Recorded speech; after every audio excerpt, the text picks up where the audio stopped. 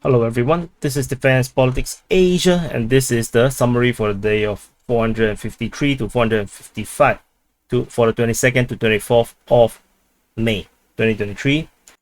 Let's start off with some good news for the pro-Ukrainian side. The Ukrainian F-16 training has begun. The training of F-16 pilots for Ukraine has begun, and this is stated by Joe Biden, saying that the US will start to train Ukrainian pilots on F-16s. So and then there's other news. Zaluzhny, the commander of the Ukrainian armed forces, has been missing for some time, and so again there was reports here and there about him doing work, but no one ever actually see him in video. And this time around, the latest was actually that he had a telephone conversation with the Supreme Allied Commander of Europe and US Commander of Europe, General Christopher Cavoli. And yeah, this was mentioned by the official source. So let's see. And Ukraine also have shot down a Russian Ka-52 over Ukraine. Yeah, there's no specific position being mentioned. It happens on the 24th of May, according to the report. And then there is actually a missile strike on the Dnipro airport. So this is the Dnipro airport, the international airport at Dnipro. And according to information from the Russian Defense Ministry, they have launched long-range air-based missiles, and they managed to hit assigned targets in the airbase, including hangars with weapons, ammunition, aviation equipment, probably referring to planes or helicopters, and yeah, and technical missile preparation positions. Not exactly sure what that means, but yeah. So the airstrike or missile strike on the Ukrainian airport has been reported. And then in the one of the latest information is that in this position just off Istanbul, there is a Russian ship called the Ivankov. It's actually a surveillance ship, and it was attacked by three surface drones, naval drones. And so this is the ship, and the ship managed to successfully defend itself against the three unmanned drone speedboat thingy, which is actually a suicide boat. And the Russian Defense Ministry actually showed a footage of them shooting at one of them, and it's pretty explosive in the sense that the aircraft just easily the drone actually easily explodes. Let me show you.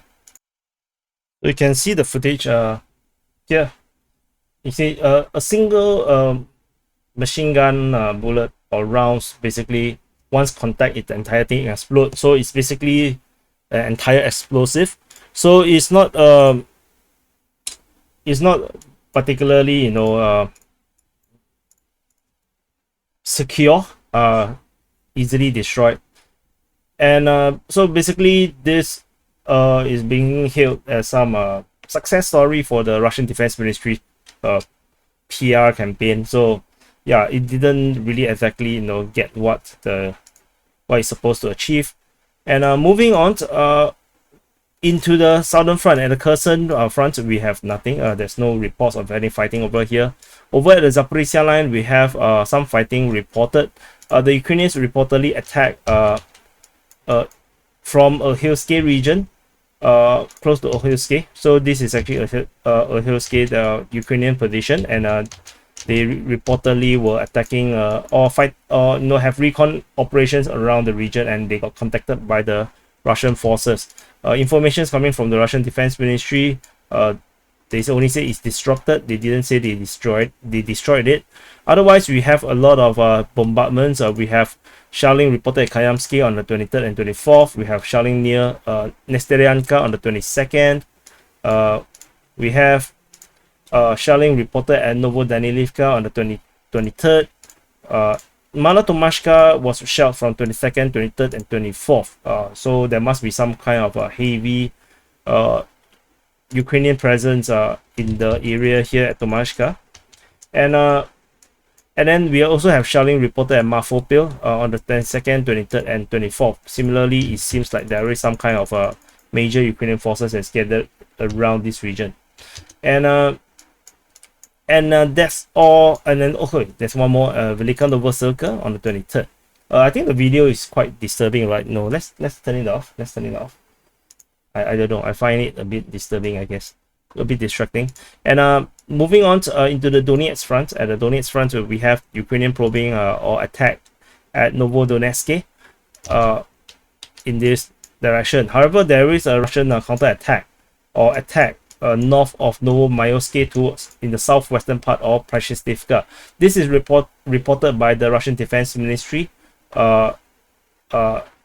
Telegram channel by the press center chief of Vostok group of forces, and they say that their forward units destroyed or uncovered and contacted the enemy reconnaissance unit southwest of Prashestivka. So there must be some Ukrainian forces moving in this area, and then they got hit by some Russian fellow recon forces. They also are recons. And shelling is reported near Shevchenko on the 22nd and 24th. There's shelling reported at Voleda on the 24th as well. And there is also shelling reported south of Voleda. The one at the south is reported by the Vostok group of forces. They say that they used the flamethrower, the TOS-1A flamethrower against Ukrainian stronghold, or actually defensive position south of Voleda. And in that case, they probably all did because these are just one shot, one kill kind of weapon. It's quite scary. And over at Marinka, we have fighting reported on the 22nd, 23rd, and 24th. The fighting reported at Marinka, generally, we have no information. No one is giving any clear information. It's only always reported by the Ukrainian Defense Ministry about there's fighting over there. And into the Avdiivka front. At the Avdiivka front, the Russian forces seems to have started some kind of offensive, or they restarted what they previously paused. There's fighting reported at Pervomaiske in the West Vodian, Severny, in the Avdiivka region, and towards Novokalinove. So this is how it looks like. And it is according to what I have reported before about the analysis of the Avdiivka front. Maybe I need to do one more, to probably renew the video, and I'll think about it, because nowadays I'm really tired. I just feel really, maybe it's a depression, semi-depression thingy, or it could be just I'm just fatigued and I'm just tired. Anyway, press the like button and subscribe if you're new to this channel, if you're watching on YouTube. And fighting is reported at Pervomaiske on the 22nd and 24th. There is fighting reported on the western part of Vodian on the 22nd.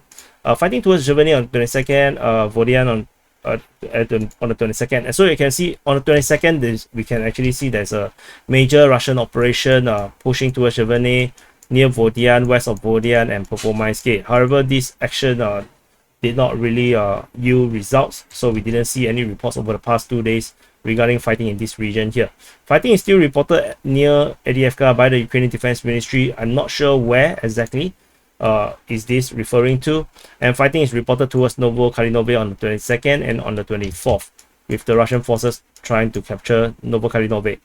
And that's all from the Avdiivka front. And moving further, at the New York front, we do not have anything. This is New York. And this Torets, this is the two major cities over at this front. And into the Bakhmut front. At the Bakhmut front, things have simmered down by tremendously after the Wagner forces captured the entire of Bakhmut. There is still no claims of fighting at Bakhmut on the 22nd by the Ukrainian Defense Ministry, but this is no longer mentioned. After the 22nd, that's the last day they mentioned about fighting at Bakhmut. There is no more mention of fighting at Bakhmut on the 23rd or the 24th. So this is also kind of a quiet acceptance or revelation that they have accepted that Bakhmut has been entirely lost. And even deep state US mapping have changed. So deep state US mapping is now like this.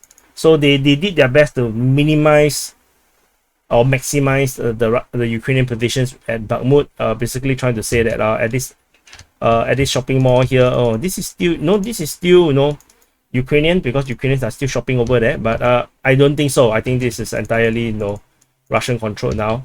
And fighting is reported towards Ivanivsky on the 24th, according to the Ukrainian Defense Ministry. And this also comes at the same time where there's reports from Remlin 21, a pro-Russian sources, saying that the Russian forces has counterattacked and managed to capture this zone here. So there's this counterattack because the Russian line was previously here, and they will counterattack like this. However, this would not fly in terms of Deep State US mapping, because Deep State US mapping all the while has been here. This is the front line for Deep State UA. So basically, if the Russian forces have attacked and captured until this point, basically on the pro-Ukrainian side, the mapping did not change at all. So it could be a case where this offensive is not even real, because the front line could actually be, the Ukrainians could actually be just here, and there's actually nothing here. There's nothing here. So yeah, that could be the case. But yeah, so there's fighting over there in the south of the Berkivsky Reservoir. And over at Kromove, the Ukrainian Defense Ministry continued to report fighting at Kromove on the 23rd and the 24th, which assumes that the Ukrainians are still having control over Kromove, with the Russian forces trying to attack it. And this attack is unlikely to be involved by the Wagner forces. So this attack plus the one at south of Berkivsky Reservoir, this one and this one is likely to be all Russian forces, Russian military forces, unlikely to be the Wagner one. The Wagner forces is currently in the process of withdrawing from Bakhmut, and according to some information, most of the forces has already been out. They have been busy taking videos and doing interviews, doing propaganda documentaries. So yeah, they are no longer really in the mood of fighting at this moment. And moving on away from Bakhmut, so that's all from the Bakhmut front. We move on to the Sivers front. At the Sivers front, the most significant information was the fighting at Bilohorivka. So the Ukrainian forces is still holding Bilohorivka in the Luhansk location, Luhansk Republic or Luhansk Oblast. And the Ukrainian Defense Ministry reported fighting on all 3 days, on two days. And then on the 24th of May's report, it was reported by Remlin. And according to Remlin's report, the Russian forces attacked in multiple directions. They attack in the forest in the eastern part, attacking from the south, taking from southwest, from north, and then there's another push over within the Serebryansky forestry region. And reportedly, so the Russian pro-Russian sources like to say that the Ukrainian forces is now caught in a famine encirclement, which is nonsensical, because this front line has not changed really for much, for a very, very long time. So this position is actually nothing surprising. So what would be surprising or would be significant would be the Russians actually moving into this area here. If the Russian forces are here now, and then this will be rather significant, because then they will have the ability to deny the usage of this road from Bilohorivka all the way to Krychorivka. Then we are talking about something of a operational encirclement, or potential encirclement of the Ukrainian forces within Bilohorivka here. So so tentatively no, but the Russian pro-Russian sources or Telegram channels, nothing much to be excited about. So maybe now they're trying to play up Bilohorivka to make it sound really exciting now, and maybe it is very exciting now, who knows.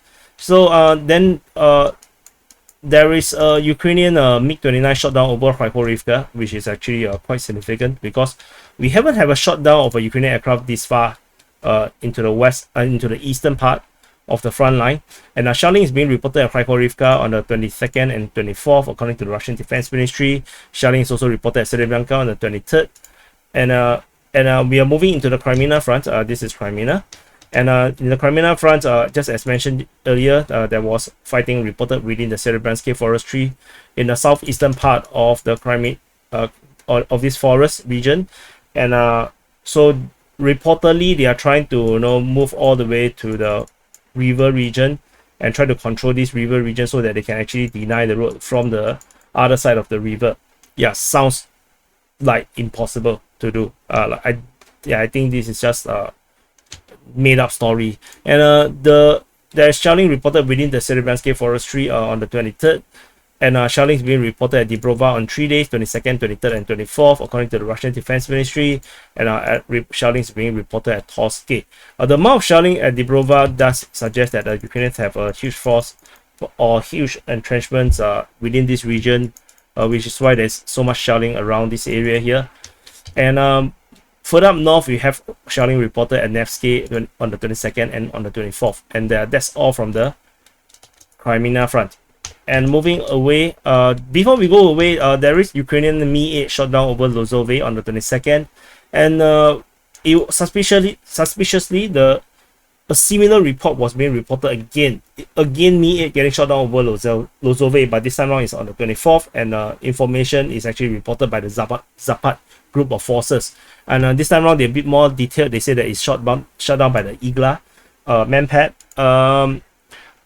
So not sure if this is a duplicate information or is this actually two separate helicopters getting shot down. So I can't tell. They are all shot down in the same location. So there must be something here. The Ukrainians are sending helicopters in this direction.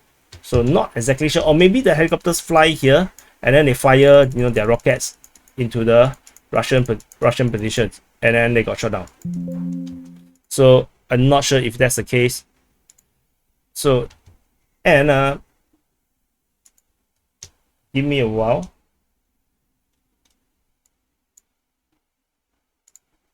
Oh no. So what happened is the arrow app has kind of crashed. I need to, so, and then I cannot touch anything. So let me try to fix this. I can't even click. Oh my freaking god. Oh no. Give me a while. You guys are gonna like, okay, how do I?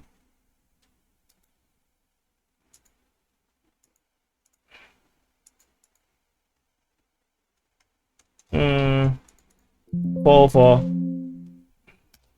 The escape key. Okay. Holy shit. Yeah, I'm so sorry, man. I can't even pause the video to even fix the thing before continuing. So anyway, I'm back from 404, and moving on into the Sviatove front. At the Sviatove front, we have shelling reported at Stemakivka, according to the Russian Defense Ministry, and then we have a lot of fighting report. And this could actually be just shelling report, but the thing is that within the report they mentioned active actions of the group. Usually we only see attacks launched by aviation and artillery. This time around they say active action, which means that the ground troops are involved. So I can only map it according to the information, although even if I believe that it's purely just shelling. So Russian forces is attacked in the Novoselivsky. Okay, let me just show the source. Novoselivsky, Kromalny on the 22nd, Tabaivka on the 23rd, and Kotyarivka on the 22nd.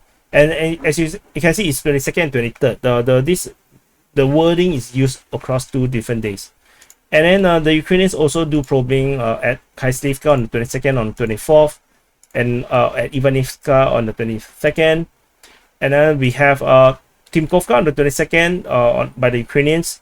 And then on the same report on the 23rd, they said that the Ukrainians launched, they have some recon operations over here, but they also mentioned about attacks by their own forces at Tinkovka.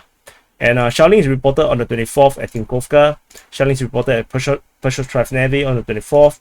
And then Sinkivka saw the Russians attack on the 22nd, whereas on the 2 days later, it was by the Ukrainians attacking into the Russian position. And then we have Masyutivka. Masyutivka is the only one that we can confirm that is a Russian offensive on the 22nd, 23rd, and 24th. And information is coming from Russian Defense Ministry and Ukrainian Defense Ministry as the Russians continue to try to push south of Masyutivka. And importantly also that we have previous information that the Russians did cross the Oskil River and control the high ground on the western part of Masyutivka. So we not sure if what happened to this one, but the Ukrainian forces is trying to hold the line at Masyutivka, but not sure how it's going on for them. but the fighting here seems to be quite fierce at Masyutivka. And shelling is being reported at Voronezh on the 22nd and on the 24th. So if you're looking at the big picture within the Kupiansk region, Kupiansk Svetovo region, we have the Russians attacking this way. They try to attack here, but the Ukrainians also attack. Ukrainians are focusing their forces within this area here, and the Russians are attacking in the south of it. So it looks like this, but maybe it's not so dramatic. And because in the latest information, it doesn't seem like the Russian is actually conducting a massive offensive, as much as I thought it was, because of the way they worded previously. So let's continue to monitor, but the one at Masyutivka is definitely something to watch. The Russians probably is trying to straighten the line over here or capture the entire forest line, and so this could be the operation. And if they can reach the end of the forest line around Sinkivka and perhaps even capture Sinkivka, and yeah, then the Ukrainians will have some very busy work to do, because this road here is really important at in the eastern part of Kupiansk. Anyway, I believe I covered. Oh, still got one more thing, Belgorod. So the Ukrainian forces have launched a raid into the Belgorod region in Russia. They have crossed the border into Russia itself, and they also tried to attack Gorkovsky, Sapivka, and in the area of Shetinovka and Belgorod. The ones here have all been taken out. Information is coming from Ryba regarding Gorkovsky, Sapovka, and Shetinovka. So I should have changed them to Ukrainian pronunciation. It's Shetinovka, because these are all Russian places. And so now we go into Belgorod. I did go through a very detailed video on this on the DPA main channel. You can go and catch it. I would basically go through the sources here only. And it first started off with the fighting at Gregovoron region. With the Ukrainian forces actually, according to Russian Defense Ministry and Z Archive, they actually reported this, with the Ukrainians actually attacking into the Ukraine. I'm actually tired. Into the Russian position. They captured Gozinka, and then Glotovo. And then they moved this direction. They fought at Goropodo and at the edge of Grevoron. This is Grevoron region, and then the Russian forces kind of basically pushed them back and managed to recapture everything, and the Ukrainians basically escaped away into Velika Pasarivka. So the information first, we had the Ukrainians spotted, geolocated at this position according to Z Archive, and then we have information of the here. No, the capture of Gozinka. According to Deep State UA, they also mentioned Glotovo, and then the reports says that all these are actually Free Russia Legion kind of thingy, which I think is a false organization. I don't think it's real. It's just some name that they give to these people to justify raiding into Russia itself.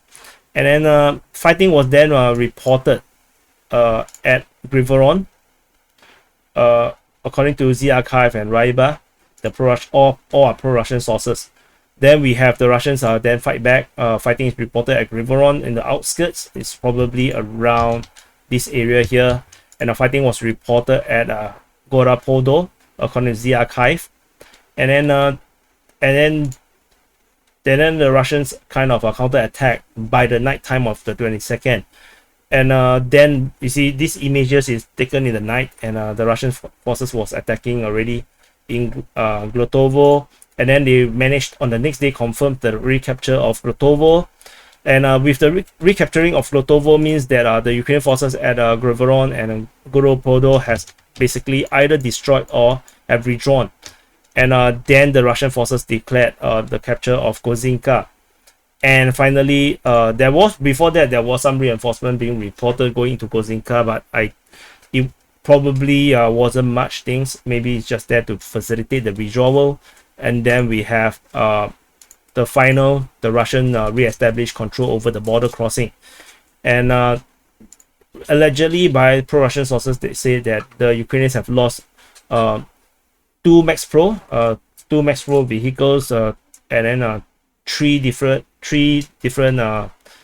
Humvees, and there's also a armored car called Crust Cobra, a Polish armored car called the AMZ Zik-2, and other light vehicles has been destroyed.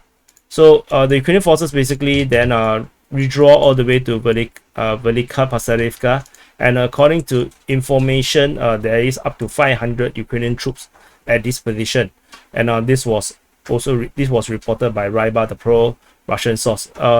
This was reported on the 23rd, and they were kind of worried that the Ukrainians will actually send further reinforcement and try again, because there's 500 troops. The one that is entered is rumored between 150 to 300 troops. So yeah, but basically that's about it.